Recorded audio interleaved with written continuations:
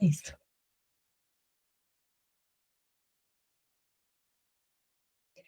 Buenas tardes. En breve iniciaremos con el conversatorio.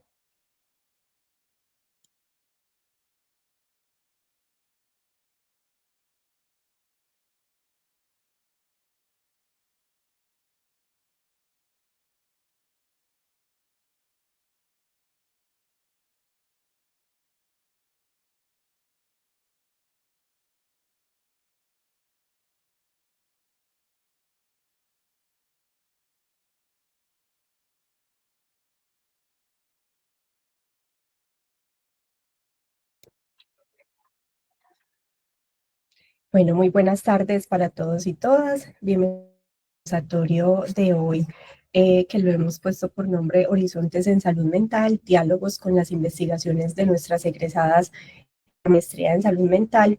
Y hoy nos acompañan Luz Mary Saldarriaga Agudelo. Ella es psicóloga, especialista en intervención con familias y es magíster en salud mental. Y nos acompaña también Eneida Puertanao. Ella es profesora y coordinadora de posgrado de la Facultad de Ciencias Sociales y Humanas de la Universidad de Antioquia.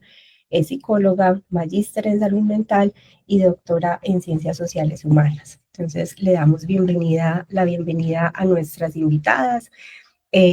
Cada una tiene un espacio de 30 minutos para realizar su presentación, que tiene que ver como con esos desarrollos que han realizado alrededor de la salud mental como producto también de su participación en la maestría en salud mental. Y ya luego, entonces, procederemos con las preguntas o comentarios que tengan los asistentes a este conversatorio, para luego entonces dar cierre a este espacio. Entonces, bueno, nuevamente la bienvenida a nuestras invitadas y le cedo la palabra a Luz Merly Saldarriaga. Hola, muy buenas tardes, profe Neida, profe María Isabel, muchas gracias por este espacio y por gestionar este espacio de conversación sobre las experiencias de investigación. Yo voy a presentarles la investigación que realicé en el marco también de la maestría en salud mental. En ese momento y actualmente también desarrollo ejercicios de investigación relacionados con el tema de consumo de sustancias psicoactivas. Voy a empezar como a hacerles la presentación y pues bueno, tendremos el espacio para conversar y demás. En este momento justo no me da.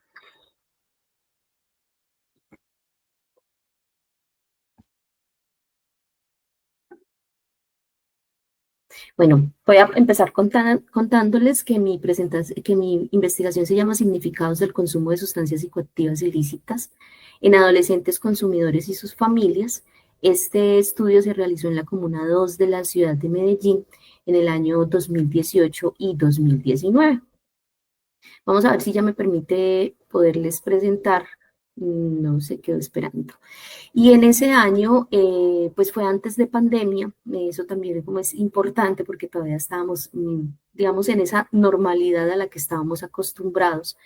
Mi asesora de la tesis de maestría fue Eliana María Hernández, también una profe de la Facultad Nacional de Salud Pública que acompaña y que hace parte del grupo de investigación en salud mental y en la línea de estudios de sustancias psicoactivas y con un acompañamiento también muy cercano de varios de los docentes que hacen parte de la Facultad Nacional de Salud Pública, entre esos la profe Eneida en algún momento también estuvo como acompañando mi proceso de organizar el problema, de organizar también a nivel metodológico cómo se iba a desarrollar la investigación. Entonces creo que este es un espacio bonito en el que podemos conversar porque de algún modo hubo como siempre una conexión de muchas personas importantes en la Facultad Nacional de Salud Pública que vienen acompañando a los estudiantes y en este caso pues fue a mí quien me acompañó.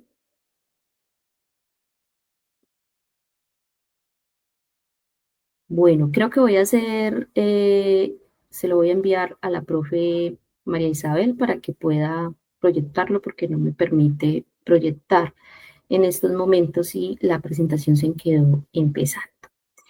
Bueno, les contaba entonces que la investigación se desarrolló haciendo un ejercicio primero pensado desde la adolescencia, de qué pasa con los adolescentes, que es la población con mayor prevalencia de consumo de sustancias psicoactivas en los diferentes estudios que se realizan en nuestro país.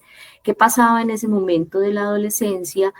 Que habían algunas condiciones que posibilitaban el inicio de consumo de sustancias, teniendo en cuenta que además es una etapa en la que se está en un proceso de desarrollo, pues implicaba entonces reconocer qué estaría pasando en esta adolescencia y también en relación a las familias. ¿Qué sucedía entonces con las familias cuando un adolescente estaba consumiendo sustancias psicoactivas? Entonces, desde allí, el interés de saber cuál era el significado de ese consumo de sustancias ilícitas, además, es decir, pasamos de las sustancias que son alcohol, cigarrillo, y más bien a indagar por temas relacionados con el consumo de marihuana, de otro tipo de sustancia. El que más se dio fue de marihuana, pero sí con otro tipo de sustancias que nos dieran también la base para comprender desde dónde se iniciaba ese consumo y cuál es el significado que tenían en ese consumo. Sumado a ello estaba también un tema relacionado con el contexto, y es que en las diferentes comunas de la ciudad de Medellín, Medellín es uno de los departamentos con mayor prevalencia de consumo de sustancias psicoactivas en los diferentes estudios que se han realizado en ese año también, y qué sucedía en algunas de las comunas, por ejemplo, de la zona nororiental y de esta zona nororiental en la comuna 2, que pudiese ser un poco de mayor riesgo para los consumos en adolescentes. En general, por ejemplo, lo que encontrábamos también es que ya se habían desarrollado algunos procesos de intervención en la Comuna 2, procesos, por ejemplo, como centros de escucha que venían desarrollando algunas corporaciones en la ciudad o desde la alcaldía, y cómo eso podía de pronto facilitar el hacer el proceso de investigación como tal. Entonces, desde allí, la Comuna 2, pues fue uno de esos contextos que nos posibilitaron pensarnos también, pues, que cómo íbamos a trabajar este ejercicio. Creo que ya le llegó a la profe la presentación para que por favor me ayudes porque no me permitió. Bueno, y en la Comuna 2, entonces, también a partir de como de pensar cuáles eran esas interacciones que se pudieran estar desarrollando en este contexto, pues surge entonces la pregunta de cuáles son los significados atribuidos al consumo de drogas ilícitas por adolescentes que son consumidores y sus familias habitantes en la Comuna 2. Eso. Yo creo que la podemos pasar ya a la tercera diapositiva. Continúo, por favor. Pues, sí, devolvámonos un poquito. Y a partir de esa pregunta, entonces, también era poder empezar a conceptualizar qué estaba pasando con la adolescencia en ese momento y cómo la toma de decisiones era un aspecto importante en ese momento del desarrollo, porque además había una construcción de la identidad personal. En esa búsqueda de autonomía, en esa búsqueda de consolidar esta identidad personal, pues se estaba dando el inicio de consumo de sustancias psicoactivas, que está alrededor en Colombia de los 13 años de cualquiera de las sustancias. Y en la siguiente podemos ver un tema más desde la familia, que nos habla entonces de cómo esta familia se pensó como un sistema, y ese sistema en esa interacción pues se va regulando por unas normas, por unas funciones que se interrelacionan también con el contexto en el que están, y cómo es ese primer momento, esos primeros momentos de socialización en estas familias, pues también se van generando unos vínculos importantes para pasar posterior a unas socializaciones más desde el contexto. Entonces, la familia se ha visto como un factor de protección, si hay unos vínculos, si hay un acompañamiento, si hay un control, pero también como un factor de riesgo en el caso de que también adultos consuman sustancias psicoactivas o no hayan esos procesos de acompañamiento y de control para la adolescencia. Entonces, en los últimos estudios, por ejemplo, sobre sobre el consumo en escolares, encontramos cómo el vínculo entre padres termina, dependiendo qué tan fuerte es, si hay un control, un acompañamiento parental, eso va a posibilitar mejores procesos de socialización en los chicos o por el contrario, al que puedan asumir algunas conductas de riesgo, como es el tema de consumo de sustancias psicoactivas. Seguimos, por favor. Bueno, y seguimos a la siguiente. Entonces, a partir de esta pregunta, ya empezamos como un proceso de investigación. Creo que es muy importante también tener en cuenta que todos los procesos de investigación que se desarrollan desde la Facultad Nacional de Salud Pública, en general, pues desde la Universidad de Antioquia, pues se tienen que pasar por el aval del comité ético, donde se revise si cumplimos como con todos esos criterios y ese rigor metodológico para cuidar también la población, teniendo en cuenta que son adolescentes. Entonces, en todo este proceso también se acompaña del equipo o del comité de ética. Continuamos, por favor. ¿Por qué es importante seguir indagando acerca del consumo de sustancias psicoactivas en adolescentes? Es una problemática que día a día es un fenómeno que día a día ha seguido creciendo y encontramos, por ejemplo, dentro de nuestras realidades sociales del país, lo que podría afectar en ese desarrollo de un adolescente.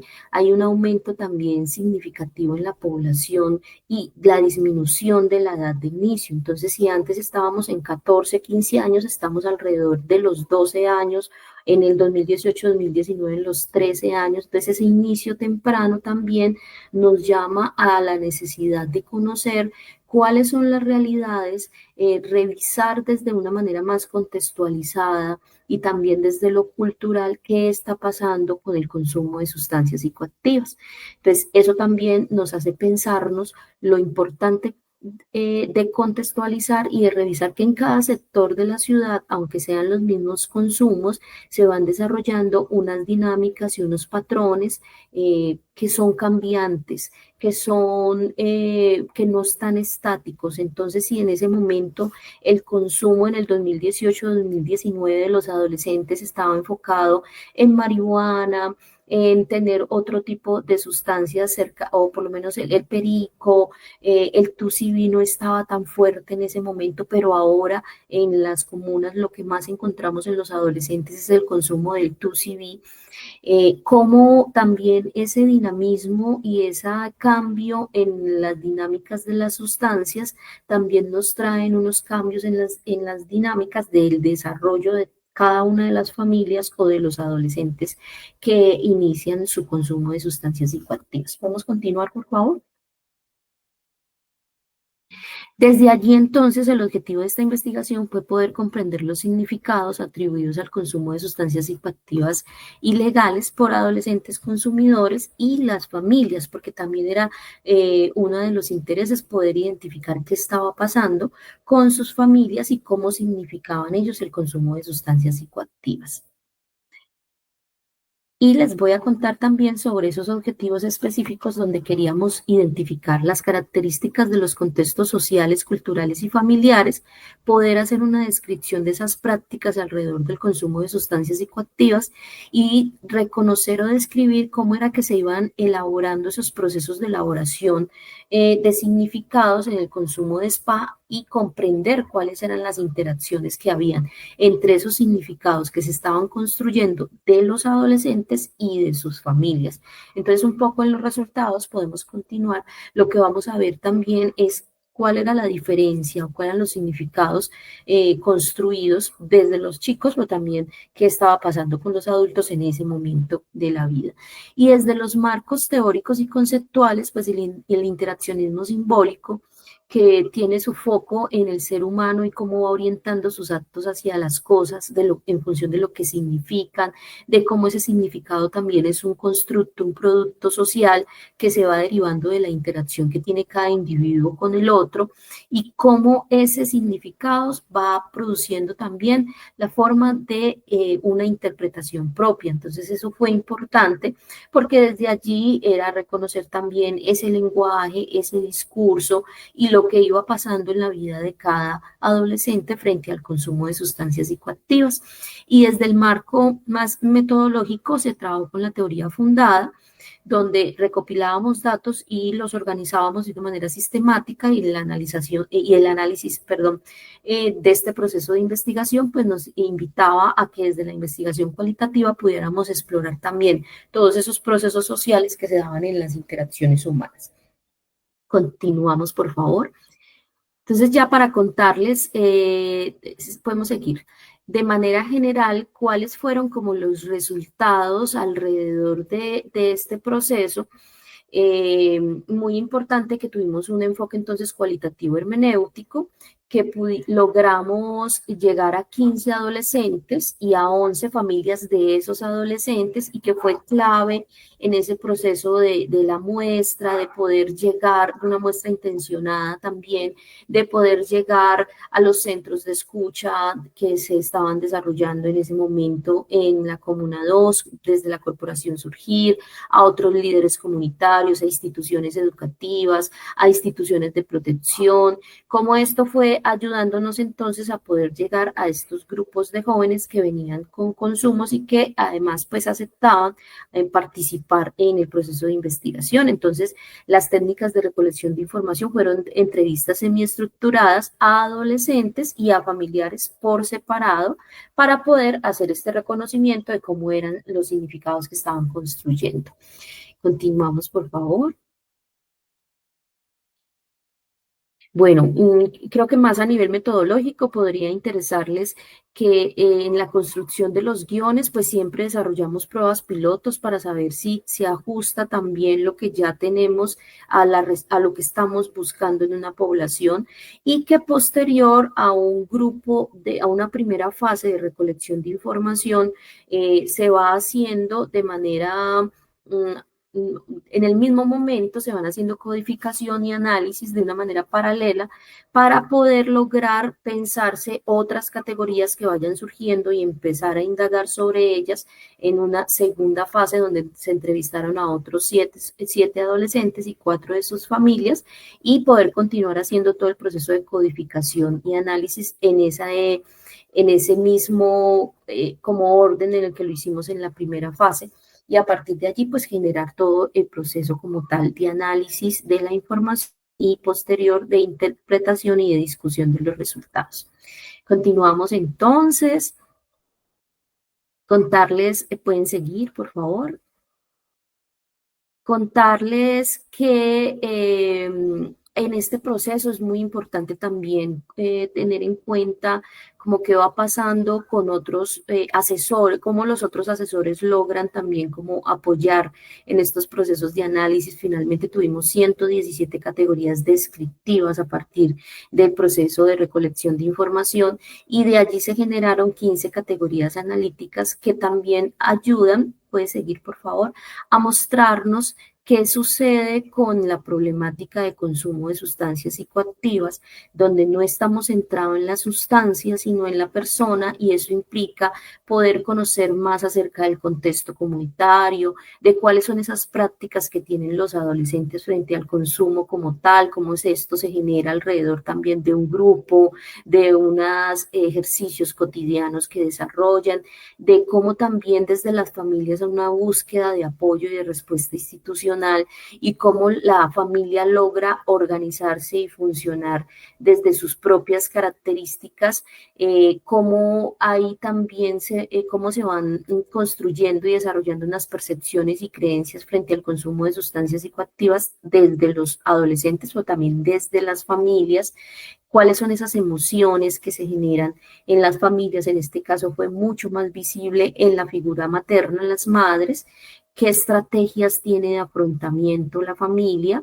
cómo reaccionan y cuáles son las respuestas que tienen los adolescentes frente a esas estrategias de afrontamiento que busca generar la familia cuando se entera de los consumos o cuando identifica que esos consumos están pasando ya a consumos problemáticos, y qué estrategias también incluso de autocuidado o de cuidado colectivo, de reducción de riesgo y daño tienen los adolescentes entre sí, y también las emociones que les suscita estos cambios que se puedan estar generando tanto en su adolescencia como en las dinámicas familiares asociado a el consumo de sustancias psicoactivas. Podemos seguir, profe. Entonces, el fenómeno que emerge de manera central es que hay una contrariedad entre esos significados que construyen los adolescentes alrededor del consumo de sustancias psicoactivas y el que construyen sus familias, porque para los adolescentes se vuelve la forma que ellos privilegian para socializar, y sabemos que en estos momentos del desarrollo, esa segunda socialización, ese poder construir una identidad, es como uno de los procesos más importantes en esta etapa. Entonces, si el consumo de sustancias psicoactivas se vuelve para ellos esa forma privilegiada de estar con los otros, de compartir, en cambio para las familias era un poco el duelo por la pérdida de control que tenían sobre sus hijos e hijas, y donde ellos empezaban a reconocer esa autonomía que ellos estaban construyendo mediada por el consumo de sustancias psicoactivas. Podemos seguir. Entonces, desde allí vemos como una diferencia importante, donde también ese medio de socialización se desarrolla en un espacio donde es muy naturalizado el consumo de sustancias psicoactivas. En general, en las ciudades lo que encontramos es que estos consumos se van naturalizando, y muchas de las personas, tanto adultos como adolescentes, pues al ser muy naturalizados los consumos, o que si alguien consume en un parque o demás, pues eso también hace un reconocimiento del consumir sustancias psicoactivas en un contexto donde está desde allí. Por eso le llamamos las calles, un 50% de comida, pues también porque tiene unas condiciones socioeconómicas difíciles en los barrios, pero también un 50% de drogas, porque es habitual encontrar tanto el consumo, pero también el microtráfico y el expendio que se da de sustancias psicoactivas. Entonces, ese consumo de sustancias para los chicos era una forma de construir la identidad, de encontrarse con sus pares, pero para la madre, en especial desde la familia, para la figura materna, su vivencia estaba asociada al dolor, a la frustración, a unas promesas incumplidas por parte del adolescente que no le ayudaban a como a pensarse que pudiese haber un cambio, que era lo que estaban generando, lo que estaban esperando las familias. ¿Podemos continuar, por favor? Entonces, ese consumo de sustancias como una forma de construir su identidad y el encuentro de los amigos, aquí les traía, por ejemplo, como una chica de 15 años nos decía: después de la marihuana yo probé el popper de las fiestas, mis amigas decían que, uy, se siente muy bueno, y yo, ¿será que lo pruebo? Eso es si uno quiere, a mí no me obligan. Pero entonces ese hacer parte de esa curiosidad, esa sensación de experimentar otras experiencias, de poder tener una sensación de libertad, ligado a su necesidad de tomar decisiones y de diferenciarse de su entorno familiar, les significaba poder ir expandiendo su identidad. Entonces ese contacto inicial con las sustancias estaba muy mediado con la relación de los pares y de esa necesidad de ir expandiendo o de ir construyendo su autonomía. Continuamos, por favor. En relación al vínculo con los otros, el consumo se daba más a nivel grupal. Entonces, como ese consumo grupal disminuía también un poco los riesgos y los daños que pudiera tener en los chicos y las chicas, porque el consumo solitario ya era considerado más bien como un signo de dependencia a las drogas. Entonces, había un gusto por el consumo de sustancias, donde están con otros, donde están socializando. Esos consumos eran diarios, era una excusa también para encontrarse con amigos, para posibilitar la charla, las risas, el compartir, el construir unos vínculos con otros. Y cuando ese consumo se desarrollaba ya en la soledad, era visto por ellos mismos como un posible signo de que ya había un consumo problemático. Entonces allí también habrá que revisar la percepción de riesgo que tienen nuestros chicos y nuestras chicas frente al consumo de sustancias psicoactivas. ¿Podemos continuar?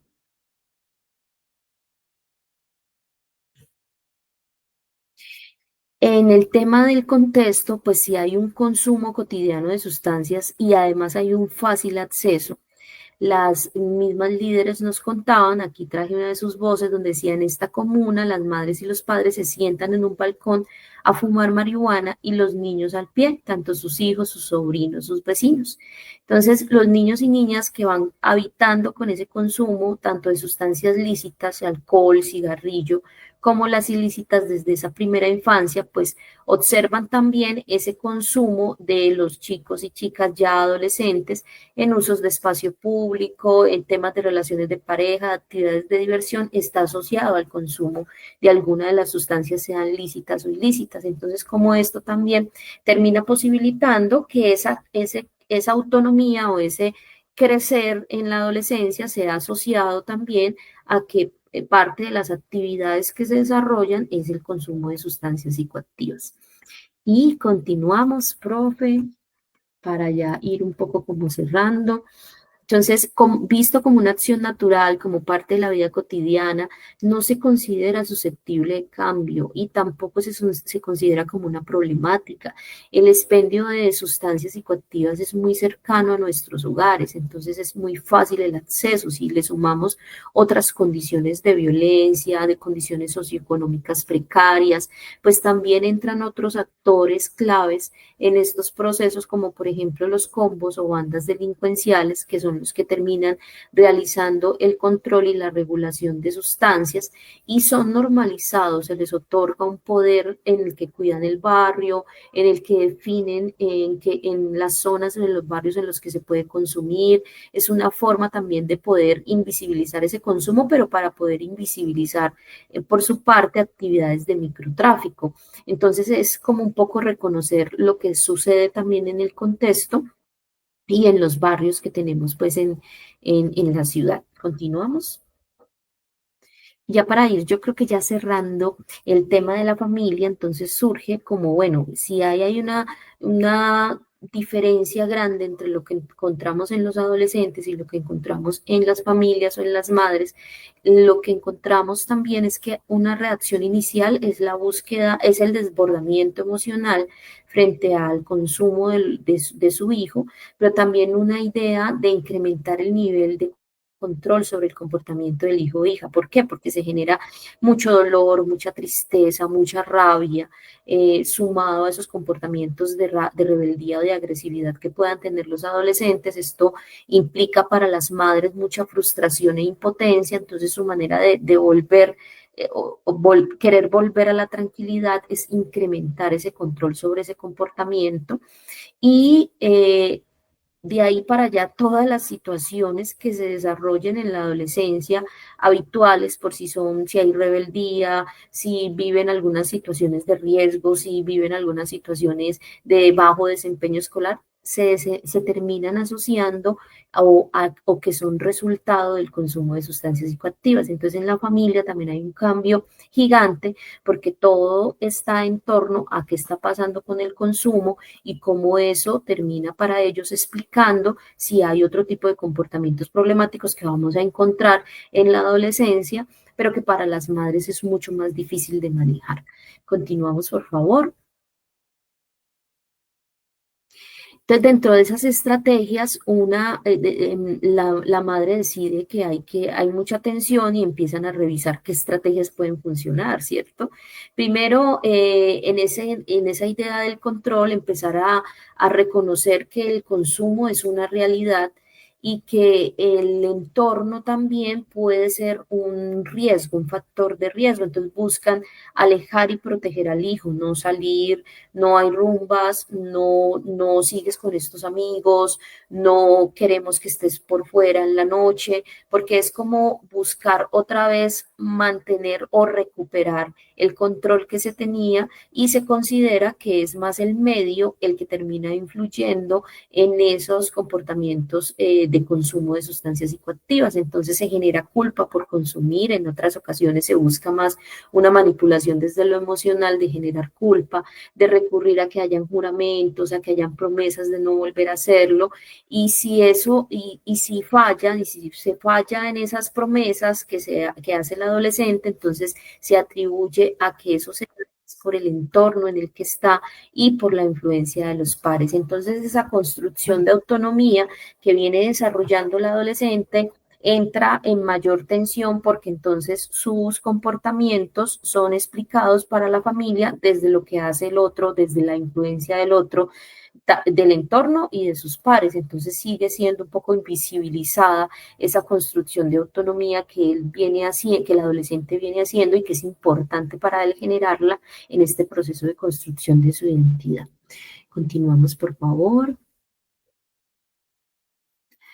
La pérdida de control, esa pérdida de control que sienten entonces las familias se asocia a un proceso de duelo, donde primero hay una negación, argumentando que su crianza o que el modo de ser del adolescente no podrían resultar en un consumo. Posterior también ya hay una rabia y un enojo, donde hay esas reacciones están enfocadas en castigos, en sanciones incluso que se tienen en otra etapa de la vida, como quitarle el play, quitarle las salidas, tratando de recuperar ese control que les menciono. Y continuamos, por favor.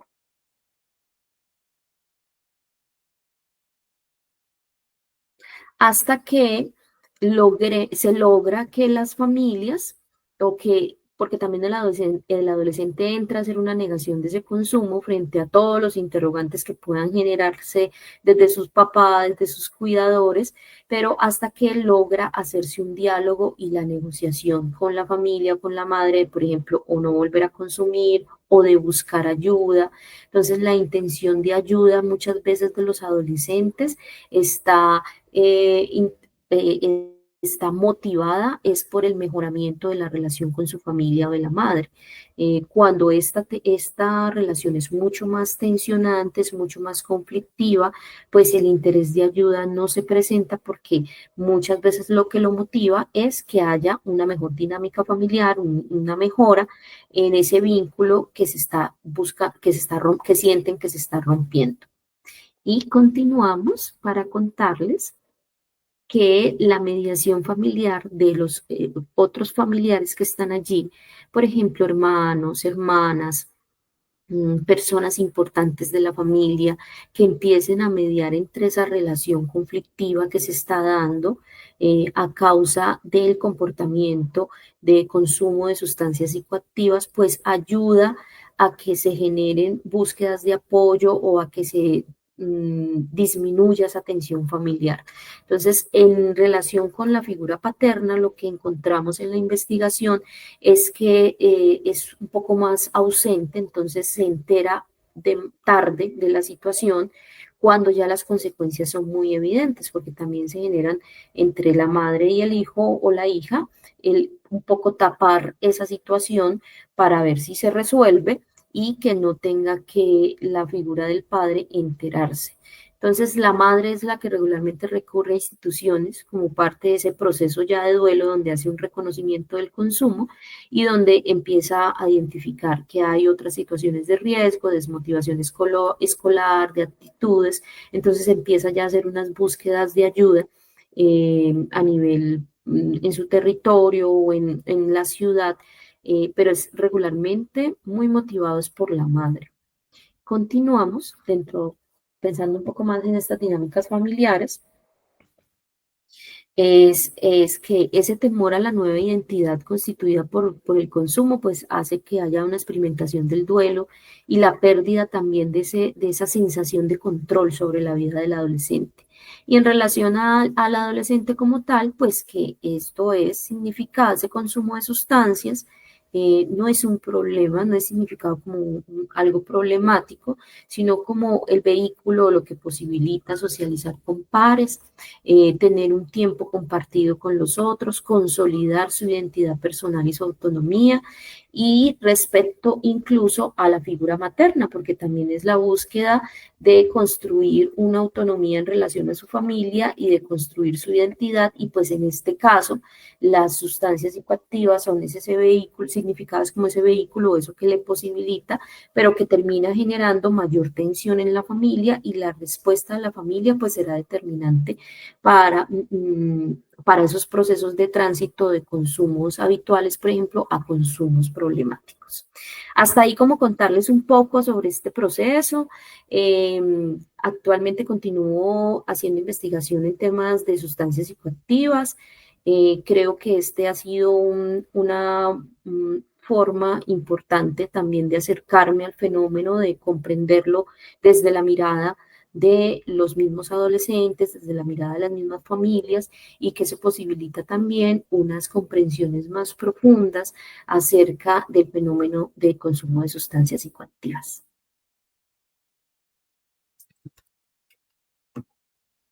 Entonces, bueno, no sé si tienen preguntas, si quieren que hablemos sobre algo en especial.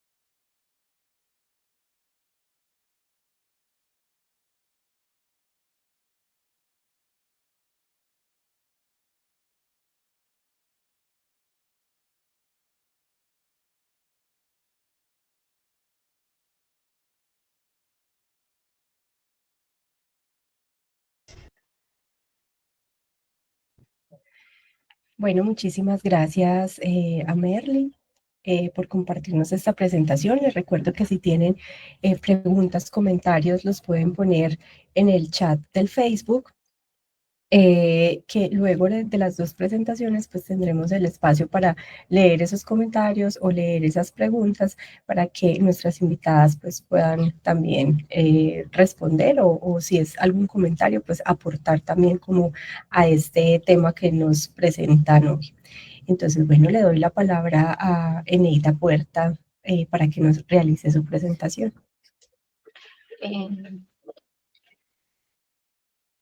Bueno, muy buenas tardes para todos y para todas las personas que en ese momento están conectadas o se van a conectar posteriormente, porque esto queda grabado y nos pueden escuchar posteriormente. Merly, muchas gracias, un placer escucharte, qué rico poder estar acá conectada también contigo, y a la profesora María Isabel, gracias por esta iniciativa que, como nos decía, pues también está en el marco de la maestría en salud mental, de la cual pues somos egresadas. Quiero entonces compartirles eh, mis reflexiones. Digamos que yo no les voy a presentar como tal el proyecto con el cual me gradué, sino que yo empiezo a hacer un tejido relacional entre esos temas de investigación que me apasionan. Después de haber realizado la maestría, yo hice el doctorado en ciencias sociales, y digamos que aunque abordo temas diferentes, ellos empiezan a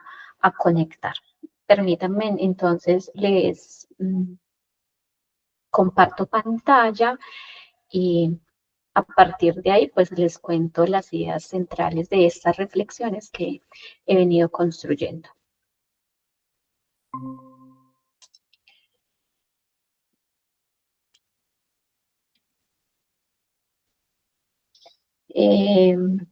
Bueno, entonces, como les decía, antes de tener esta presentación compartida, yo empiezo a tejer varios asuntos para hoy hablarles específicamente de esto que denomino tejidos que dan sentido a la existencia, la experiencia de construir paz territorial y salud mental a partir de unos relatos de vida. Entonces, sí quiero decirles pues que en la maestría específicamente yo estaba trabajando el tema de reconstrucción del tejido social en medio del conflicto armado. Y en el doctorado estaba trabajando el tema de cómo el arraigo y la vida cotidiana aportan a los procesos de construcción de paz. Entonces, digamos que aquí empiezan a aparecer varios asuntos que son similares. Primero, pues un asunto del lugar de enunciación. La investigadora, aunque uno va cambiando todos los días, pues la esencia ahí está presente, entonces se mantiene ese lugar de enunciación. Hay un asunto del contexto que también se comparte. Estas investigaciones yo las realicé específicas, las dos, en el municipio de San Carlos, por muchas razones, porque San Carlos es un municipio del oriente antioqueño que ha vivido como muchos otros municipios y pueblos de Colombia el tema o el fenómeno del conflicto armado, la violencia, pero también yo llego a este municipio por ese vínculo y por los afectos que sin duda he tejido con este territorio. Entonces ahí también estoy compartiendo un contexto, las temáticas, aunque en una estoy abordando el tejido social y la salud mental en personas que vivieron el conflicto armado y en la otra estoy trabajando el tema de la construcción de paz.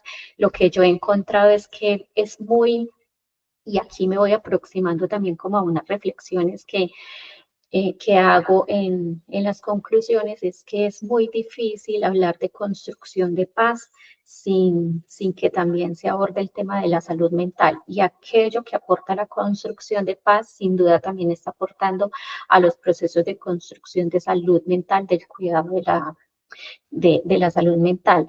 Pero asimismo, aquello que nos está afectando la salud mental también afecta los procesos de construcción de paz. Entonces, en medio de ese entramado aparece el tema de la violencia y el conflicto armado.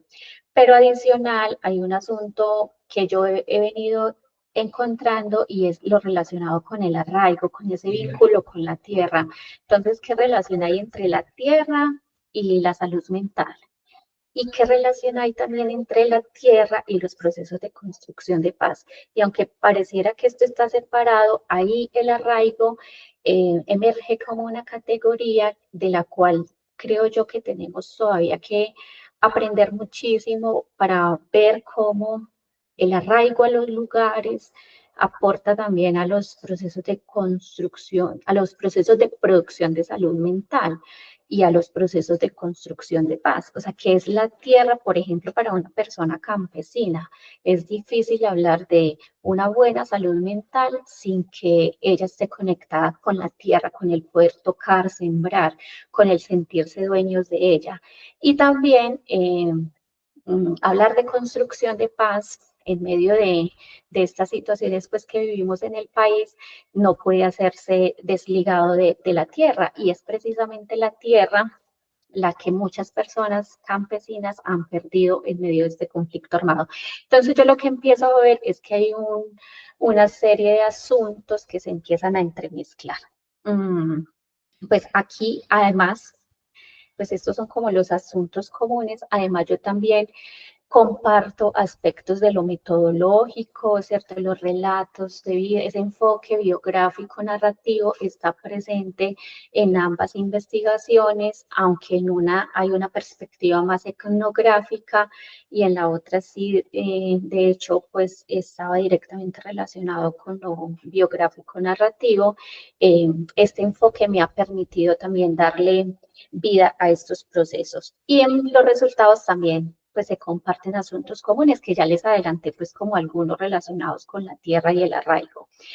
Entonces, yo quisiera un poco, y en esta primera parte que pareciera que no es relevante, pero para mí es muy relevante si estoy trabajando desde un enfoque biográfico narrativo que en ambas investigaciones estuvo presente, yo quiero compartirles un poco ese lugar de enunciación, porque de entrada tengo que decirles que que no siempre una como investigadora elige los temas, sino que también esos temas nos empiezan a elegir o empiezan ahí a estar muy cerquita y cuando llegamos a ellos también tenemos, desde mi perspectiva ética y política, que hacernos la pregunta de por qué elegí ese tema, ¿cierto? Eso también cómo me vincula a, a la trayectoria de vida propia y familiar, ¿cierto? Entonces no es fortuito que en mis trabajos de investigación esté presente la salud mental, la construcción de paz, conflicto armado. Entonces yo lo que hice, y me voy a tomar con el permiso de ustedes, voy a tomar el permiso de leerles ese lugar de enunciación que yo construí, porque lo narrativo es importante dentro de los dos trabajos y a partir de ahí empiezo a entender finalmente yo por qué elegí en este caso el tema conectado a la tesis del doctorado, pero que sin duda también son las razones por las cuales elegí el tema que se conectaba a la maestría, que era el tema de salud mental, pero en personas afectadas por el conflicto armado. Entonces, bueno, esa foto que están viendo acá, pues esa es la investigadora, pero años pues atrás. Entonces, aquí quiero leerles, como ya les dije, quiero dejar claro mi lugar de enunciación y las razones que me condujeron a realizar esta tesis en asuntos que presentan su grado de complejidad. Pensar en temas como el conflicto armado, la construcción de paz, el arraigo, la restitución de tierras, que son los temas que yo trabajo, evoca aquellas trayectorias de mi vida que me han enseñado tanto de la guerra como de la paz. Por eso, aunque no se trata el mío de un caso excepcional, en este punto me he propuesto contarles un pedacito de mi historia, ese que se conecta con mis raíces y con los lugares habitados. Eso me permite reflexionar de aquello que en ciencias sociales llaman la investigación situada, lo que me lleva a pensar en la forma como las experiencias de vida permean los acercamientos y lecturas de la realidad social y en parte me llevan a ser quien soy y a hacer lo que hago. Al mirar atrás, evoco mis raíces. Con orgullo puedo decir que soy hija del campo, nací en una vereda del municipio de Liborina, Antioquia. El papá y la mamá, como les digo de cariño, a quienes otros o a quienes ustedes llaman mi papá y mi mamá, son personas campesinas. Cuando era muy niña, recuerdo que un grupo armado llegó a la casa. Con la inocencia de mis 5 años, pregunté quiénes son esos que llegaron y por qué tienen armas.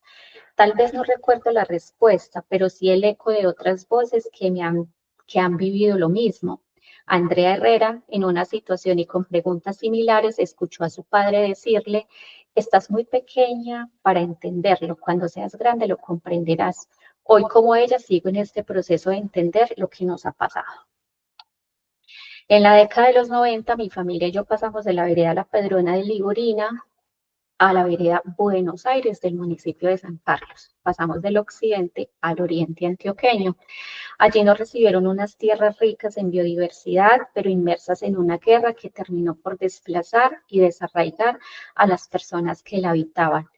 Por más que nos aferramos a las tierras, no logramos conservarlas. Entre 2006 y 2007, en una suerte de desplazamiento masivo, salimos a la ciudad de Medellín y ahora formamos parte de la larga lista de quienes esperamos por la restitución. Un proceso que inició formalmente en el 2015 y a la fecha de agosto de 2024, cuando escribí esto, pero que a la fecha de hoy sigue lo mismo, la unidad de restitución de tierras lo clasifica como un caso complejo, lo que significa que este caso no lo resuelve un juez de primera instancia, sino que debe ser remitido a magistrados, a los magistrados encargados. En otras palabras, seguimos a la espera. Durante la década del 2010, en el marco de mi proceso formativo de la maestría en salud mental, volví a San Carlos después de muchos años y allí quise comprender el significado que tenía para sus habitantes la experiencia de construir su tejido social afectado por la guerra. En la búsqueda de respuestas para ese objetivo, los narradores y narradoras del proyecto de investigación expresaban que construir tejido social significaba ser dueño, dueña, soberano y soberana de la tierra. Miren esto tan potente. Construir tejido social significa ser dueño y soberano de la tierra, y es precisamente la tierra la que se había perdido en ese momento. Hoy comprendo que esta categoría hablaba de ese arraigo que las personas campesinas habían construido con su tierra y que les mantenía viva la esperanza para no abandonarla, para querer volver aun cuando su propia vida podía ser más tranquila por fuera de ella, o que también implicaba la valentía de tomar distancia física de ella.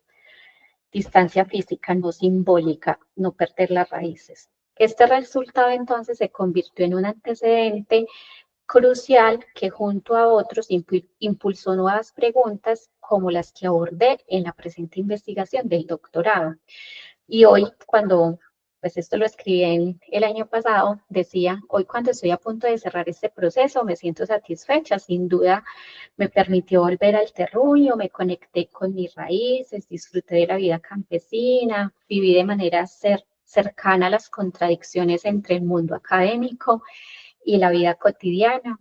Por supuesto, este cierre ahora es la apertura de nuevos horizontes y así como las semillas encuentran su camino en la tierra fértil, espero que las ideas y experiencias sembradas en estas páginas florezcan y continúen inspirando la construcción de un futuro más justo y conectado a la paz territorial. Insisto que les comparto mi lugar de enunciación porque en toda la tesis esto fue de vital importancia, no solo por el enfoque biográfico narrativo, sino también por esa posición ética y política frente a la investigación, además porque eran temas que sin duda estaban conectados a mi trayectoria de vida. Entonces, todo el tiempo estuve haciendo un proceso de reflexividad permanente, que no se queda únicamente en esto que hoy les leo, sino que hay infinidad de diarios y diarios de campo donde escribí sobre esta experiencia. Entonces, este lugar de enunciación es un punto en común entre ambas investigaciones, pero también les decía que el contexto en el cual realizo la investigación también lo comparten ambas investigaciones, que es el municipio de San Carlos. Para quienes no saben, San Carlos es un municipio del oriente antioqueño, está ubicado en la zona de embalses y allí se vivieron todos los hechos victimizantes que afectaron la salud mental, pero también ese tejido social de las personas y generaron un proceso de desarraigo. Pero esta situación que ocurre en este municipio no está desconectada de lo que ocurre en el país, porque Colombia es un país que se ha configurado en medio de un conflicto armado y principalmente, pues nos ha afectado a todos, pero principalmente a su ruralidad y allí a las personas campesinas. Y, y cuando uno empieza a indagar por cuáles son las razones para que este conflicto armado haya durado tanto tiempo y aún permanezca, porque a la fecha podemos decir que seguimos en medio de un conflicto armado que se ha configurado de manera diferente, pero que está allí presente, una de esas razones está conectado con el uso y la tenencia de la tierra. Sigue siendo una causa y una razón para que la violencia y el conflicto esté presente y que a la fecha también del año pasado este conflicto armado dejaba 9.720.863 personas como víctimas y de ese número, esa cifra que debería generarnos alarmas e indignación todos los días que la escuchemos, de esas personas víctimas, alrededor de 8.600.000 lo son por desplazamiento forzado. Y cuando una persona es desplazada de sus tierras, no solo está perdiendo un pedazo de tierra, sino que también está perdiendo una vida, una identidad, un lugar, unas costumbres, una relación que se ha tejido con todo el territorio, donde aquello que parece que no tiene vida, sí tiene vida para una persona campesina. Perder esa conexión con la piedra que estaba en el patio de su casa es importante porque no va a encontrar otra piedra similar. Entonces, esto se empieza a perder con el desplazamiento forzado, pero también se genera algo que yo empiezo a comprender y lo denomino como el desarraigo, o sea, se empieza a fracturar los arraigos y las conexiones con los lugares. Y yo no tengo mejor forma de decirlo que a través de la expresión de una mujer habitante de San Carlos, que ella decía que el desarraigo es algo como irse de la tierra, es llegar a ninguna parte o a un sitio que no es mío. Y quedarse en medio de la guerra es estar en un lugar que ya no me pertenece. Es decir, no hay que salir de la tierra, de la casa, para sentir el desarraigo. Se puede sentir aún estando en la propia casa. Y con esto quiero decir entonces que aunque los reportes, lo que nos dicen los libros, manifiestan que alrededor del 85% de las personas que habitaban este municipio fueron desplazadas, yo afirmo y me sostengo que el 100% en algún momento de su vida sintió el desarraigo o estuvo en desarraigo, porque no hay que salir de la casa para sentir la sensación de perder la autonomía y la soberanía sobre el territorio y sobre la tierra. Eso era lo que nos decía una mujer de San Carlos, pero ¿qué dice la literatura? Que es arraigo, es la imposibilidad de crear lazos con un espacio geográfico, con un grupo de personas, también es un impedimento de pertenencia, es un desarraigo, se entiende el desarraigo como necesidad y también el desarraigo como una extracción de la raíz que mantenía el sentido de pertenencia con un lugar o una situación o una relación. Eh, entonces aquí, pues en este contexto del municipio de San Carlos empiezan a, como que al territorio empiezan a llegar una serie de actores porque en la década de los 70 a nivel de país había un propósito que está muy bien enunciado y era convertir al oriente antioqueño en, pues había una idea de progreso allí por la riqueza que estaba instalada en esta subregión y con esa idea de progreso pues también las mega obras aparecen, entre ellas la construcción de las hidroeléctricas y también llegan o se hacen más fuerte la presencia de diferentes actores, guerrilla, paramilitares y fuerza pública se concentran allí y en una disputa por el territorio lo que hacen es generar una serie de afectaciones a la población civil cuando es la que menos tendría que estar involucrada en este conflicto armado.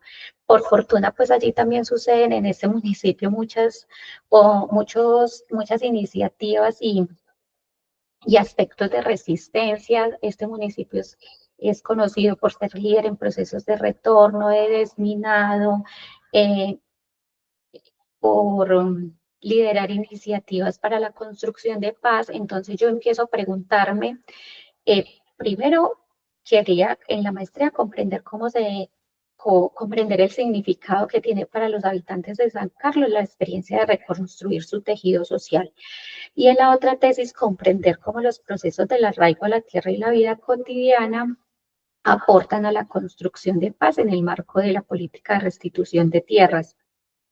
Les decía que en ambos procesos el enfoque biográfico narrativo estuvo presente y allí siguiendo pues diferentes momentos, el prefigurativo, configurativo y refigurativo del cual nos habla Paul Riquet, pero también fui construyendo mi propio camino, porque pues también un propósito era construir también una ruta metodológica en el doctorado que me ayudara a comprender ese proceso de restitución del vínculo con la tierra. Entonces fui generando unos momentos que se asemejan a los momentos también de la siembra campesina. Entonces hubo un momento para preparar la tierra, hacer el semillero, recoger la cosecha y compartir la cosecha.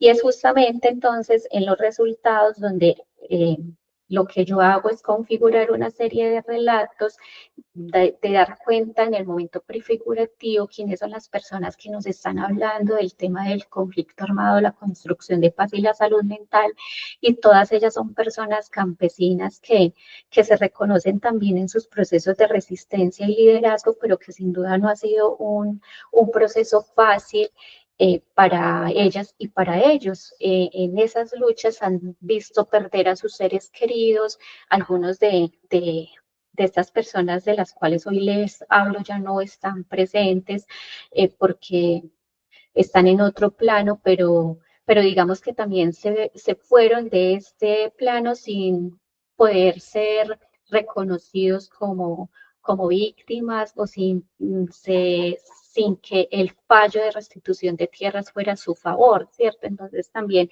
son efectos que se heredan, ¿cierto? Quedan en los hijos, quedan en las familias. Y frente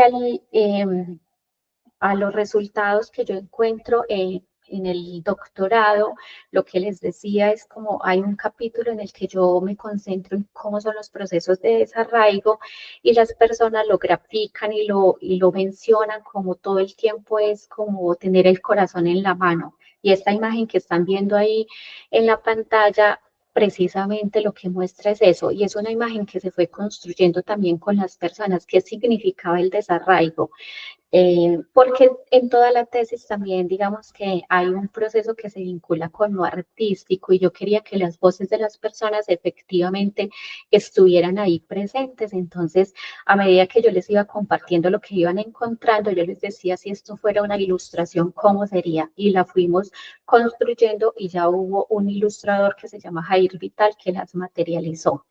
El desarraigo, para resumirles, en palabras de personas campesinas, es estar como pájaro sin nido, como con el corazón en la mano. Y sin duda tiene que ver también con el modelo de desarrollo actual, que es una de las principales causas del desarraigo. Eh, como el tiempo es cortico, hay un segundo capítulo que yo encuentro que tiene que ver con la restitución de tierras, porque cada uno de ellos está vinculado a los objetivos específicos, y este capítulo, restituir la tierra, volver a la vida, o sea, que le restituyan la tierra a una persona campesina es volver a la vida. Eh, pero no es un proceso fácil. De hecho, las personas lo denominan pantieres tarde. Pantieres tarde nos está dando cuenta de un proceso que es muy demorado, puede demorar más de 10 años, cuando la política de restitución de tierras dice que debería efectuarse en 6, a lo sumo un año, pero es un proceso doloroso que está atravesado por emociones, todas ellas son emociones tristes, son emociones desesperanzadoras. Esta imagen está mostrando que más adelante, en otros espacios, seguramente yo estaré compartiendo esta información, pero aquí lo que estoy mostrando es que una cosa es lo que nos habla la política de tierras, que nos dice que, por acá me están diciendo que ya el tiempo se me está acabando, pero vamos bien. Nos dicen que la política de restitución de tierra nos dice que esta tiene 3 fases. Una fase que es la de la franja naranjadita, que se llama previo a la fase administrativa, otra que es la fase administrativa, la fase jurídica y una de posfallo. Pero la gente las menciona de otras formas. La primera dice que es como estar en tierra ajena. La fase administrativa, ellos la nombran como entre el miedo y la esperanza, los trámites y el papeleo. Ya se imaginarán ustedes qué es lo que pasa aquí. La fase jurídica, las esperas. Aquí puede tardarse más de 1 año, 2 años, 3 años, 4. Y cuando sale el fallo son los reinicios, empezar de cero muchas veces. Entonces, por eso ellos le denominan pantieres tarde. Pero también en esta, digamos que en este análisis de la información, yo tuve oportunidad de entrevistar alrededor de 33 personas, pero realicé 10 tertulias para la paz con personas del hogar juvenil campesino, con personas que habitaban la ruralidad. Ellos nos están diciendo que una cosa también es lo que el gobierno o el Estado está proponiendo como la política de restitución de tierras, que sin duda también aporta a los procesos de construcción de paz y la salud mental, pero otra es lo que sucede en la vida cotidiana, que ellos todos los días también van construyendo salud mental y aportando a la construcción de paz. Entonces aquí se ve la vida cotidiana como el corazón contento, lo que ellos hacen día a día, que está aportando a los procesos de construcción de paz, y que esto está conectado con esa vida cotidiana campesina. Es una forma de existencia que está conectada con o arraigada en la tierra, en las interacciones vecinales y en las interdependencias con la naturaleza. Entonces, construir salud mental y construir paz tiene que pasar por estos asuntos, por la conexión con la naturaleza, por esas relaciones vecinales y ese arraigo con la tierra. Merly ahorita también nos contaba que el consumo de sustancias psicoactivas está conectado a los vínculos y a esas relaciones con nosotros, construir paz y salud mental desde esa perspectiva también.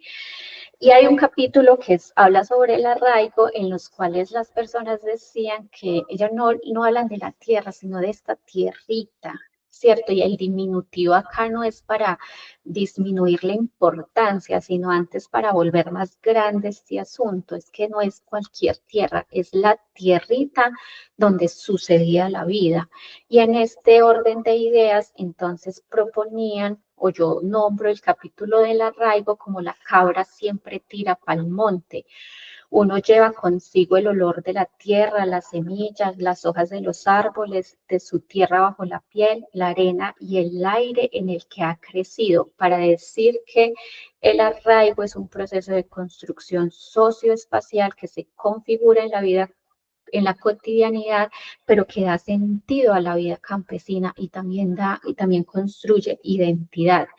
Y para activar el arraigo, digamos que hay varios elementos que yo los asemejo o busco más bien la metáfora de un árbol para explicarlos, pero es necesario que identifiquemos los acontecimientos vitales, esas prácticas cotidianas, porque es en la cotidianidad donde se va construyendo las posibilidades del arraigo. Y que el arraigo, entonces, que esto es uno de los asuntos que a mí me parece más, a mí, ¿cierto? Pues puede que a otras personas no, pero que sí me parece novedoso que el arraigo a la tierra también aporta los procesos de producción de salud mental y construcción de paz, porque por fortuna siempre que llueve escampa, es decir, que hay una esperanza en la construcción de paz, aun cuando en la cotidianidad todo el tiempo pareciera que esto no es posible. Lo que la gente nos está diciendo es: no perdamos la esperanza, porque hay gente que dice que la esperanza es lo último que se aprende, que se pierde. Pero yo he ido aprendiendo que la esperanza es inmortal, escuchando a las personas. Es un asunto que es una forma de resistencia en este mundo contemporáneo donde todo pareciera ir en contra. Entonces, tener esperanza también es una forma de resistencia. Y cuando perdemos la esperanza, también nos quedamos sin posibilidades de imaginación y de conectarnos con un mundo posible. Yo me lo imagino como algo muy parecido a una depresión, a una tristeza profunda. Y la paz territorial, entonces, ¿cómo se entiende? O cómo la entienden más bien las personas campesinas como una práctica cotidiana. Es decir, todos los días se construye paz territorial, y yo digo todos los días también se puede producir salud mental, pero también esto es un proyecto ético-político, es decir, no se instala en el presente sino en el futuro, y como proyecto ético-político nos permite soñar, nos permite imaginar mundos posibles, nos permite ser creativos, pero también la paz territorial y la salud mental se debe abordar como un derecho colectivo que pone de manifiesto el derecho a la tierra, a la vida, a la seguridad, al buen nombre. La restitución de tierras aporta un poco a esto, pero digamos que aquí todavía nos falta mucho por comprender ese derecho colectivo que sería la salud mental y la paz territorial. Ya para terminar, finalmente, entonces yo quiero compartirles qué decía la gente sobre qué es la salud mental, y ellos decían que es poder hablar con la verdad y hacerlo de manera tranquila. Es estar bien y estar enamorado de lo que se hace. O sea, tener salud mental es estar enamorado de lo que se hace. Es igual a tener paz, ser feliz y vivir tranquilos, poder habitar la tierra, pero no cualquier tierra, sino aquella que está llena de vida ancestral. Tener salud mental es estar aliviado en la casa, con los animales, la familia y la tierra. Y si no hay tierra, al menos con su recuerdo. Lo resume Omar, uno de los narradores, de manera precisa al afirmar que salud mental es capacidad de de contemplar y valorar lo bello aún en medio de la dificultad. Y aquí pues les dejo esta imagen que se denomina Latidos de Esperanza para invitarles a que esta se siga cultivando también como un acto de resistencia. Bueno, muchas gracias. Digamos que son reflexiones que yo he venido construyendo a lo largo de este proceso, que al igual que Merly les decía, pues no se acaba con la realización de un proceso de investigación, sino que creo que estos temas nos habitan y los vamos llevando a las aulas de clase, a las conversaciones cotidianas, a las reflexiones con otros colegas. Eh, y sin duda no se acaban pues con unas conclusiones, sino que es una lucha permanente. Construir salud mental y construir paz, creo que son procesos inacabados, que se materializan en el presente, pero que también se proyectan como un proceso ético-político y en ese sentido nos abren horizontes hacia el futuro, horizontes de posibilidad. Muchas gracias y atenta pues a las preguntas, reacciones, comentarios. Bueno, muchísimas gracias a la profesora Neida por este panorama que nos presenta y esta comprensión sobre esa relación entre el arraigo, la salud mental y la construcción de paz. En este momento en el Facebook no tenemos preguntas o comentarios, pero entonces yo quisiera como preguntarles a las dos y es como, ¿qué le recomendarían a alguien que quisiera seguir trabajando en ese tema, ¿cierto? En el tema que cada uno de ustedes abordó hoy, ¿qué le recomendarían a alguien que quisiera seguir trabajando en el tema? Como qué asuntos sería importante seguir rescatando.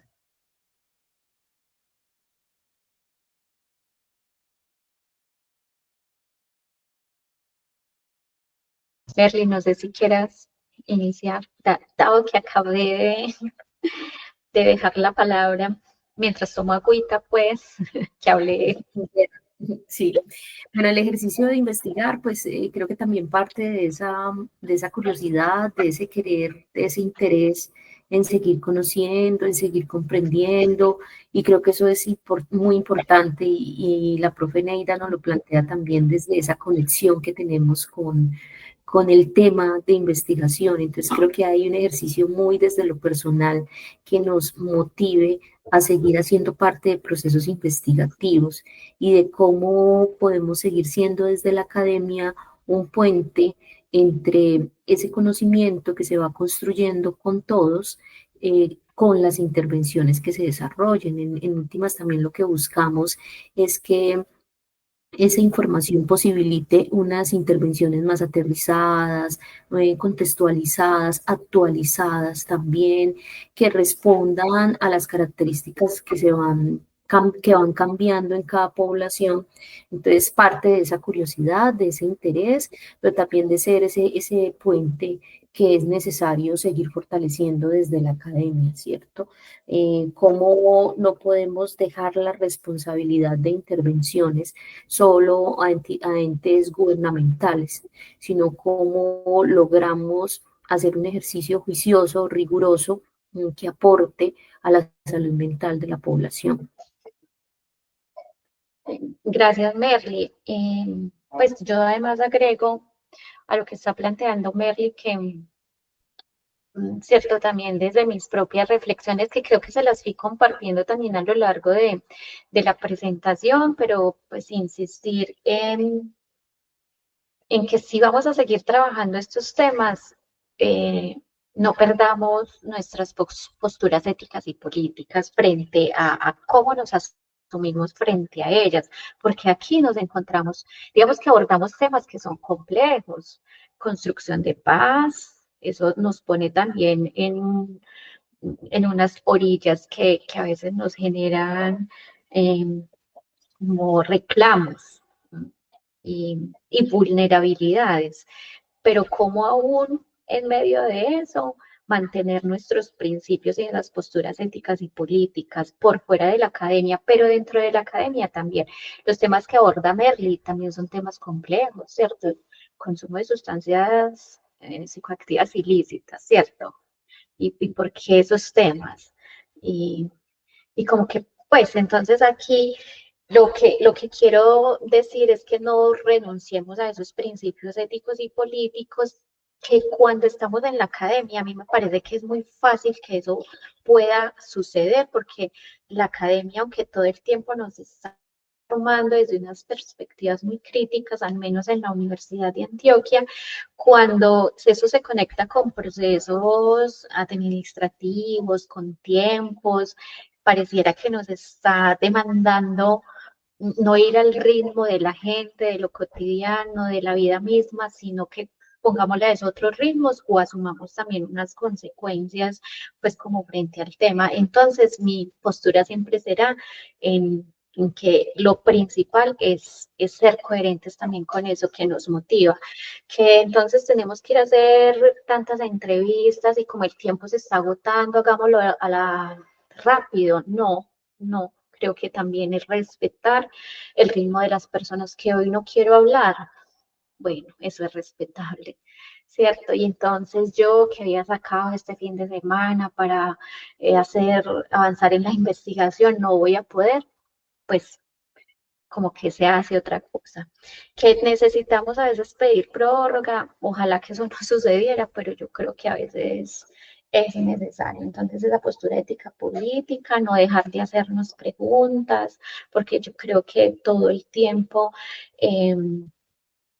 esas preguntas, aunque todavía no hayamos respondido en su totalidad la que nos estábamos haciendo, sí tienen que ser alimentadas por otras nuevas y que esas otras las va generando, digamos que las nuevas generaciones, escuchar más sobre qué es lo que está pasando con los niños, las niñas, los adolescentes, jóvenes frente a estos temas, pero sin perder de vista que esto es un diálogo intergeneracional. Pues me refiero a nuestros temas, pero estoy segura que eso también se conecta con otros que abordamos en la maestría. Después de hacer las investigaciones, volver a la gente, o sea, antes, durante y después, no perder esa conexión con la gente para que no las hagamos sentir como, como instrumentos, como que les extraemos información, nos vamos y chao, ¿cierto? Y creo que aquí es una deuda que yo tengo también pendiente, aunque lo he ido haciendo de manera muy desde lo cotidiano, también tengo el reto de mirar esto como cómo lo voy poniendo más en conversación con la gente que estuvo ahí presente, a quienes agradezco profundamente por sus tiempos y por compartir un pedacito de sus hogares, porque yo entré a los hogares de estas personas. Bueno, y como persistir, insistir mucho en las conversaciones, permitirnos el sentirnos vulnerables durante estos procesos. Y creo que también aprender a soltar. A veces queremos como abarcarlo todo en un proceso de investigación y ya habrá momento para retomarla si se puede, y si no, también creo que no pasa nada, porque a veces nos ubicamos también en unos lugares de querer salvar el mundo, y el mundo sí es muy complejo, y aunque con pequeñas acciones podemos transformar y lograr grandes cambios, a veces o todo el tiempo es necesario también tomar pausas.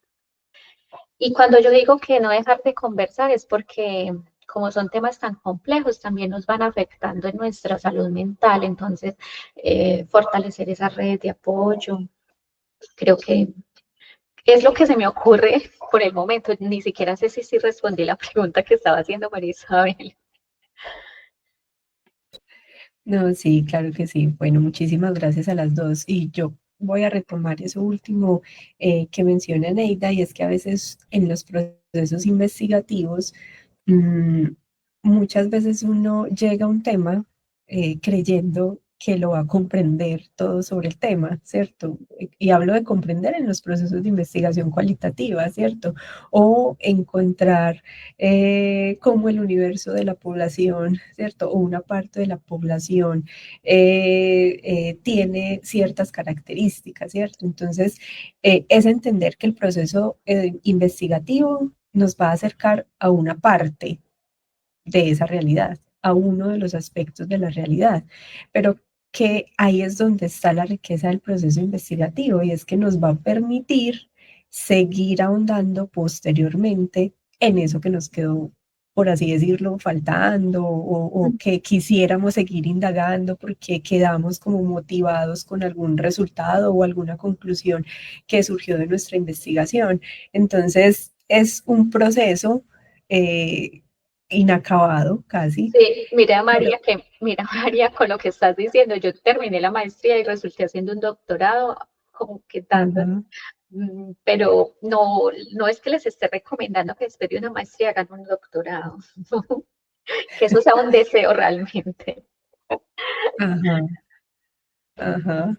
Entonces sí, o sea, es como que, claro, cuando lleguemos a un proceso investigativo o si alguien desea hacer una maestría, pues que también se quite un poco como esa presión de que con su investigación o que sí, que con su investigación lo va a lograr todo o que lo tiene que lograr todo. No, es solo una parte de ese todo al cual desea o quiere aproximarse. Y otra pregunta, y es, o sea, cada una estuvo con una población muy diferente, ¿cierto? O sea, Merly estuvo con adolescentes y a partir de esos adolescentes, pues claro, también se descubrieron muchos asuntos alrededor de las dinámicas familiares y Eneida estuvo con la población del municipio de San Carlos, especialmente pues como adultos. Como bueno, qué retos, pero también qué oportunidades se les presentaron a ustedes al trabajar con estas poblaciones en relación a ese tema, ¿cierto? Entonces, por ejemplo, Merly, trabajar con los adolescentes en relación al tema del consumo de sustancias ilícitas y Eneida al trabajar con la población del municipio de San Carlos y que algunos hacían parte como del contexto rural, ¿cierto? Entonces, ¿cuáles fueron esos retos y esas oportunidades también? Bueno, si quieren inicio, yo principalmente yo empecé a abordar o a conversar con personas, con adultos, mujeres adultas. Entonces yo creo que aquí hay un reto en el tema de género también. ¿Quiénes son las personas que más están participando? Aunque yo fui como a medida que iba haciendo ese proceso de reflexividad, dándome cuenta de quiénes eran las personas que menos estaban conversando conmigo o con quién era que yo menos estaba conversando. Entonces yo, por ejemplo, ahí me di cuenta que las juventudes no tenían una voz tan significativa en mi proceso de investigación porque las narraciones estaban siendo con personas, mujeres adultas. Entonces lo que hice, además por recomendación de mis directores, la profesora Claudia Puerta, Adrián Restrepo, esto en la tesis del doctorado, era, bueno, ¿y los jóvenes qué? Entonces ahí llegué al lugar juvenil campesino a hablar de estos temas con los jóvenes y creo que hay unos relatos muy diferentes. La historia pareciera como que también nos la van contando de otras formas. Entonces poner a hablar de manera intergeneracional como sobre estos temas, creo que fue una oportunidad, pero sin duda hay que seguirla indagando. Eh, Ahí hay posturas diferentes, pues algunos se asumen como los hijos de la guerra y a otros se les dice ustedes están llamados a construir paz y ellos decían pues ¿cómo voy a construir paz si yo no he tenido oportunidad de sanarme porque soy el hijo de la guerra? Como no, aunque, aunque se han abierto muchos espacios para el diálogo, para la escucha, creo que esto todavía es una deuda que tenemos. ¿Cómo está el gran reto? Porque es que hablar de estos temas no es fácil, ni para quien lo hace, ni para quien escucha. Entonces aquí tenemos un gran reto y una gran oportunidad. Y al narrar, aunque estaban narrando temas de violencia y conflicto armado, que en la segunda yo no estaba abordando ese tema, sino la construcción de paz, pareciera que fuera inevitable retornar a esos temas para hablar de construcción de paz. Entonces creo que es una oportunidad para la Comisión de la Verdad, para quienes le apuestan a la paz, para la academia. A partir de esas reflexiones, yo generé un curso que se llama Vida Campesina y Paz Territorial. Entonces, estas reflexiones también las traigo a la academia, a las aulas de clase y el aula de clase no es cuatro paredes, salidas donde esto se vivencia también de una manera muy experiencial. Y creo que en salud mental, pues a mí, no sé, como que en los cursos en los que yo acompaño, finalmente eso termina también aflorando y explorándose, como estas reflexiones van apareciendo. Yo no sé si es que uno las incita, pero ahí aparecen. Entonces siempre creo que es una oportunidad porque son temas que aún están muy vigentes y a los cuales estamos llamados pues también a aportar. En las familias también ha sido una oportunidad para hablar de asuntos muy con la familia, de temas que a veces son muy difíciles y sí, como de llevarlos, como de expandir estas reflexiones de lo local a lo regional, a lo nacional, pero que salgan también del país. Muchas gracias, Elena. Luzmila. Bueno, pues en términos de oportunidades es el poder reconocer en los adolescentes, en los chicos, en las chicas, todas esas capacidades también en la familia, cómo se organiza la familia frente a un suceso que para ellos es un evento como de crisis. Entonces, poder reconocer cómo las familias lo van reorganizándose, van tratando de acompañar los mismos adolescentes también en sus capacidades y no quitarle un poco ese peso que hay al consumo, de decir es que es consumidor de sustancias y ver al otro desde allí. Entonces, esta fue también una oportunidad de poder ir reconociendo todas esas otras capacidades que los chicos y las chicas tienen en su vida. Sigue siendo un reto la posibilidad o el acceso a servicios de atención, de acompañamiento psicosocial para las familias, para los y las adolescentes, porque aunque haya algún nivel de atención, este no es tan fácil o no lo ven como de primera mano, cómo esto podría ayudarles en ese tránsito que están pasando las familias en ese momento. Pero creo que también en esta conversación cabe hablar de los retos que hay en los procesos de investigación cuando estamos haciendo la maestría, porque termina siendo un reto más desde lo personal, el lograrlo, el terminarlo, el ajustarse a los tiempos. Muchas veces uno entra como en unos bloqueos al final que no le permiten como avanzar y son bloqueados pues también por un montón de cosas que lleva uno de su trabajo, de su vida personal y creo que en algún momento los estudiantes pueden vivirlo de ese modo y cómo desde allí también pensarse eh, pues como, bueno, cómo me desatasco de esta situación, ¿no? Muchas veces los asesores también terminan haciendo un acompañamiento muy bonito, que va más allá de la asesoría teórica o metodológica, sino también de ayudar a ese desatasco que se nos va creando a veces en lo personal a los estudiantes de maestría. Por eso a veces nos demoramos más, por eso pedimos las prórrogas, por eso estamos ahí como estancados, pero creo que también el reto ahí es lograr hacerlo, ¿no? Y no quedarnos en el camino. Muchas gracias, Merly.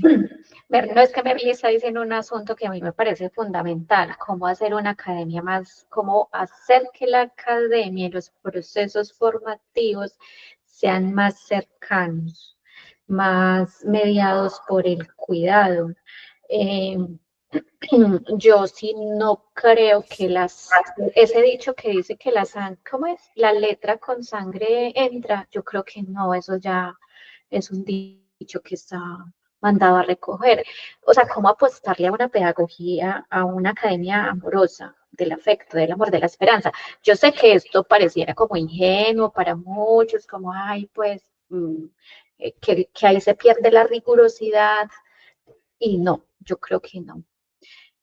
Pues yo sí le apostaría y le apuesto a una academia atravesada por el vínculo y la cercanía, que un estudiante no le dé miedo decirle a un profesor que no puede escribir, que está bloqueado, ¿cierto?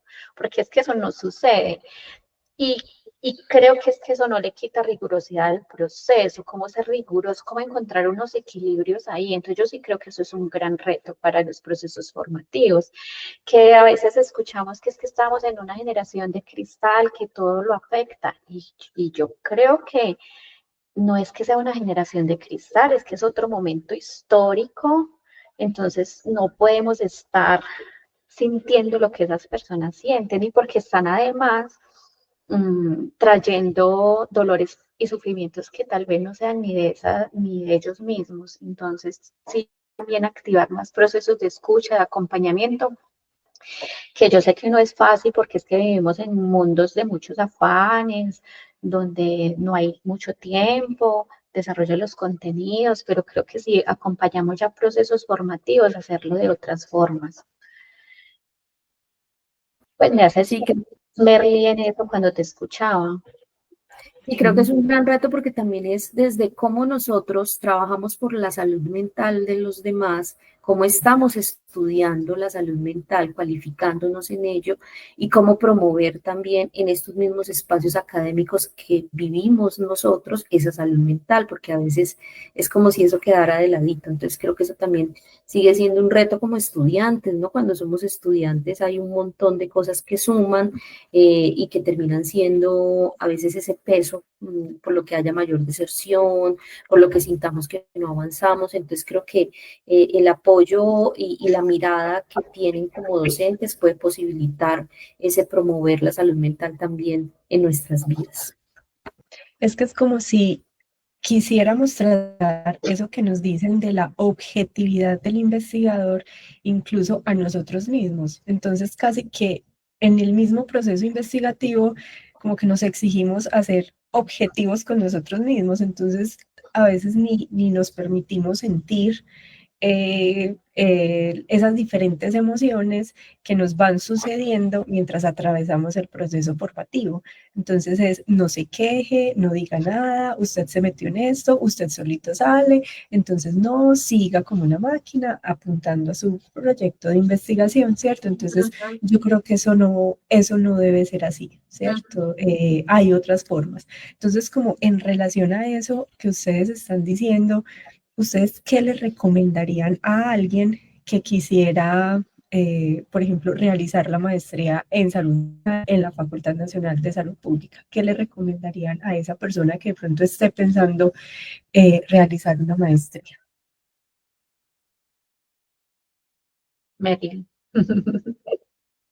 Bueno, primero que la haga, porque Sí. es muy importante que la haga. Me parece que es una experiencia muy transformadora, tanto a nivel personal como con todas esas herramientas que uno logra construir acompañado de todo ese proceso pedagógico para el quehacer en cualquiera de las áreas o de los campos en los que nos desempeñemos. Y segundo, pues que sí es importante ese nivel de conciencia del papel que tiene este ejercicio en la vida para también ir llevando esas situaciones que se presenten, como el estar ahí, el estar presente, pero con un nivel de conciencia pleno que nos permita ir aceptando también las cosas como se van dando. Y, y termina siendo también ese ejercicio de reconocimiento de que es parte del proceso, ¿no? De que no somos productos terminados, de que todo el tiempo estamos aprendiendo, de que todo el tiempo podemos construir cosas también no solo importantes para nosotros, sino que promuevan el bienestar de los demás. Entonces, desde el hacer desde el hacer con conciencia esos procesos académicos en los que decidimos invertir nuestro tiempo. Ujú. Gracias, Merly. Pues yo me sumo a lo que estás planteando. También coincido. Si quiere, si tiene por ahí el antojo o la idea de hacerla, como atreverse.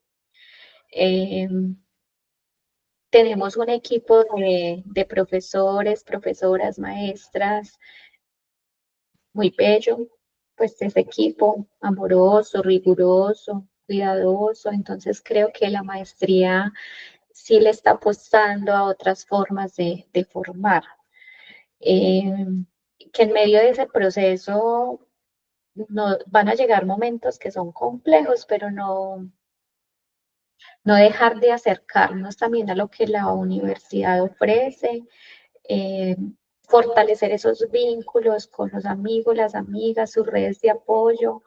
Ojalá ese equipo con el que uno ingresa a la maestría se convierta en su propia red, porque pues sí, yo siento que uno a veces como que empieza a hablar del mismo tema durante este proceso. Entonces, a los amigos que están en otras carreras o disciplinas, uno está hablándoles de salud mental, que vi, que esto, y puede parecer entonces como que, como que ahí no hay tanta conexión, mientras que quienes están viviendo el proceso, entonces como esos compañeros terminan convirtiéndose en amigos, amigas, ¿cierto? Pues de hecho, para la muestra un botón, María Isabel, que ahora está coordinando la maestría, fue compañera mía en la maestría misma y creo que hemos generado una amistad y también toda nuestra corte todavía nos reunimos a celebrar cumpleaños, entonces fortalecer esos vínculos mmm, y que no deje de hacer lo que le gusta, o sea, que la maestría no se convierta en el centro de su vida, que el proceso formativo es una partecita de esa vida, pero pues la vida tiene muchas cosas que no las podemos alejar porque nos estamos formando. A menos de que estemos en esa última etapa, que es una etapa crítica, que uno ahí sí también tiene que priorizar. Si yo viajo, salgo, pues voy a tener poco tiempo para escribir, entonces como también lograr esos momentos de priorización, pero sin que eso se convierta en la vida misma. Y yo creo que la maestría, pues a mí me abrió puertas en lo académico, eh, es un tema que está vigente, que es necesario seguir trabajándolo, que, no sé, estamos en un momento complejo y que esos aportes que podemos hacer desde la maestría, pues sin duda también generan procesos de transformación. Primero, la transformación tiene que ser con una misma, con uno mismo, pero también ir irradiando a los más cercanos y luego a otras dimensiones, expandir también esos conocimientos. En conclusión, sí, que la hagan, ¿cierto? Eh, bueno, no, entonces quisiera pues como cerrar este espacio resaltando también como unos elementos muy importantes que ustedes mencionaron pues como en sus presentaciones. Por ejemplo, me pareció muy interesante uno de los resultados de Merli cuando mencionaba que los adolescentes veían el consumo grupal no como algo problemático, ¿cierto? Sino como algo también que les permitía fortalecer esos vínculos con los otros, tener como una identidad, una autonomía, mientras que el consumo individual sí lo veían como un consumo problemático. Entonces eso también muestra como, bueno, cuáles son los límites que tienen los jóvenes frente a ese consumo de sustancias ilícitas. Entonces eso me parece como muy, muy interesante y yo creo que eso también derivaría en otras preguntas de investigación que sería importante pues seguir ahondando. Por ejemplo, el hecho del duelo de los padres, ¿cierto? El duelo de los padres en relación a la pérdida de control, a todo lo que hay alrededor de ese duelo, los sentimientos de culpa, pero también la culpa de los hijos, ¿cierto? O sea, es un montón de dinámicas familiares que se ven allí alrededor de ese duelo. Eso también, pues, como me pareció pues como importante y me parece importante resaltarlo allí. Y la función que cumple la madre y el padre, ¿cierto? Es como si, claro, al padre se le deja para el final contarle, ¿cierto? Es el último que se da cuenta, mientras la madre pues también asume como esa carga en relación a ese duelo al principio, ¿cierto? Y es ella quien lleva la institución, quien acompaña más, pues porque como que en la familia se evita eh, manifestarle o comunicarle eso al padre desde el inicio, ¿cierto? O sea, eso también revela unas problemáticas y unos asuntos también desde los roles de género, ¿cierto? O sea, finalmente, quién es asumido como el cuidador, como la persona de confianza dentro de la familia, como la persona que apoya, que ayuda. Entonces yo creo que eso también sería interesante leerlo en relación también pues como a esos roles de género. Y en relación a la presentación de Neida, ella nos muestra como el lugar que ocupa enunciarse dentro del proceso de investigación. Eh, que las investigaciones no surgen porque sí, ¿cierto? Porque yo me abstraiga de la realidad, sino que surgen de acuerdo a cómo el investigador ve la realidad y no necesariamente porque tenga que haber vivido ese suceso, ¿cierto? O ese algo relacionado con ese tema, sino porque algo del tema conecta con uno, ¿cierto? Entonces, las investigaciones, la idea de investigación, el tema de investigación surge siempre desde esa experiencia subjetiva, ¿cierto? Que uno ha tenido. Y que todo esto finalmente sirve o se conecta con algo que también mencionaba Neida, y es en relación a no perder nuestras posturas éticas y políticas, ¿cierto? Cuando, como en las recomendaciones, ¿cierto? Cómo seguir trabajando, que yo creo que es el lugar, o sea, enunciarse dentro del proceso de investigación, reconocerse y saber qué lugar ocupa uno dentro de la investigación ayuda a eso. O sea, siempre reflexionar sobre nuestra postura ética, nuestra postura política y no dejar de hacernos preguntas, ¿cierto? Otro elemento importante que resalto en la presentación de Neida es la relación entre la tierra y la salud mental, la tierra y la construcción de paz, que ella lo menciona, ¿cierto? Que se traduce en que la construcción de salud mental y construir paz requiere de el arraigo con la tierra, las relaciones vecinales y la interdependencia con la naturaleza. Y yo creo que eso nos muestra y nos pone como que de frente que somos seres complejos, ¿cierto? Que no solamente nuestras relaciones están con otros de nuestra misma especie, sino que también es en relación con el lugar que habitamos, lo que significa ese lugar que habitamos y con esos espacios naturales con los que interactuamos.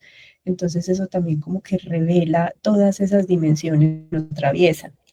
Y quiero cerrar con la importancia de la academia, o mejor dicho, la importancia de hacer más cuidadosos los procesos investigativos, que la academia también se dé en el marco de esos procesos formativos desde el cuidado, desde esa pedagogía de la esperanza, de la amorosidad, como lo mencionaba Eneida, pero también que eso refleja que es que no es una ingenuidad pensar en una pedagogía amorosa, cuidadosa, esperanzadora, sino que es que refleja como dónde queremos llegar como seres humanos, ¿cierto? O sea, es decir, si somos seres humanos, tenemos que partir también de ese cuidado por los otros.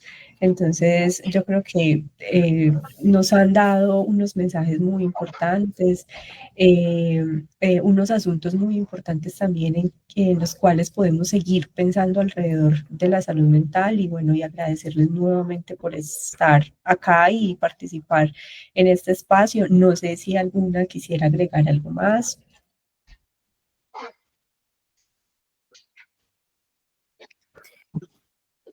No, pues agradecerte también el tener este espacio para los egresados de la maestría. Creo que es una manera de mantener también el vínculo con nuestra universidad, con nuestra alma mater. Muchas gracias también a la profe Neida por compartirnos desde su sentir, no solo desde su pensar, sino desde su sentir todo este proceso. En general eso, agradecerles este espacio. Yo también agradezco, pues mucha gratitud al programa, a mi cohorte, a las que siguieron, ahí está Merly, a María Isabel, que ahora me alegra muchísimo que esté en la coordinación de la maestría.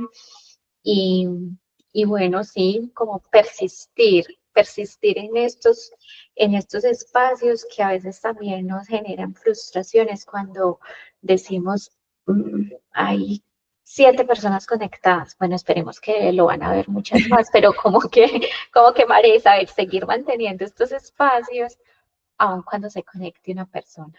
O sea, pues que sí, yo sé que yo soy, ese es mi estilo también, pero ¿y si en esa una persona el mensaje llega? Pues entonces, María Isabel, como continuar los espacios e invitar a las personas a conectarse cada vez más a ellos, porque creo que todo el tiempo estamos aprendiendo, aun cuando hayamos hecho una maestría y un doctorado, no dejamos de aprender de quién estamos escuchando, porque somos unos aprendices en la vida, ¿cierto? El conocimiento es inacabado y estos espacios también nos generan oportunidades de crecimiento, no solo en el conocimiento, sino también en lo relacional, que es que ahí es donde están los grandes retos. Es que este mundo contemporáneo es un mundo que nos pone unos desafíos muy, o sea, muy enormes y crueles. Y entonces, resistir a ese mundo contemporáneo con pequeñas acciones como una pedagogía de la esperanza, como mantener estos espacios, a mí me parece ganador, ¿cierto? Entonces, no, María Isabel, seguir con esta iniciativa muy bella. Gracias, Merly, por la oportunidad de escucharte nuevamente con tu trabajo de investigación que le deja a uno otras preguntas, además de esas que ya le habían quedado a uno cuando lo escuchamos por primera vez. Sí, a las dos, mil gracias. De verdad que escucharlas es también esperanzador, porque abren otras perspectivas, ¿cierto? Cada una con su tema y sus intereses. Y bueno, y aprovechar también este momento para las personas que todavía siguen conectadas con nosotros, invitarles el 20 de noviembre que vamos a tener nuestro próximo encuentro con egresados. También va a ser pues como a la misma hora para que estén atentos y atentas a las redes sociales de la Facultad Nacional de Salud Pública para que se puedan conectar al espacio que tendremos, que ya será pues como el último de este año. Bueno, muchísimas gracias y feliz noche. Que estén Bueno, muy bien. una feliz noche para todos y todas.